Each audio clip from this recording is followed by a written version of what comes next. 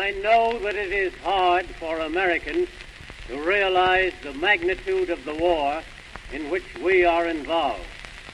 We have problems in this war no other nations have. Fortunately, the great majority of American citizens of German descent have, in this great crisis of our history, shown themselves splendidly loyal to our flag. Everyone had a right to sympathize with any warring nation. But now that we are in the war, there are only two sides, and the time has come when every citizen must declare himself American or traitor. We must disappoint the Germans who have always believed that the German Americans here would risk their property, their children's future, and their own necks and take up arms for the Kaiser.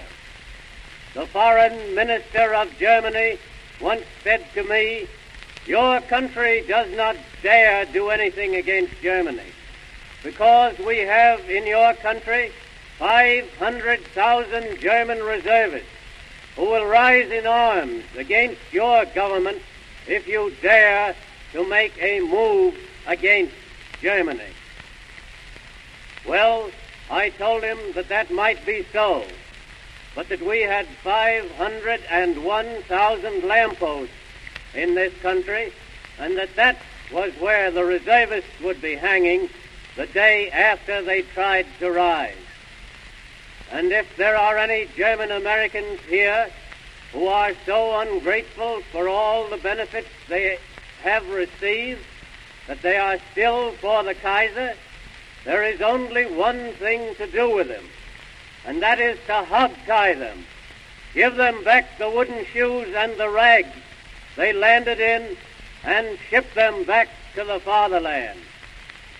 I have traveled this year over all the United States, through the Alleghenies, the White Mountains, and the Catskills, the Rockies and the Bitterroot Mountains, the Cascades, the Coast Range, and the Sierras.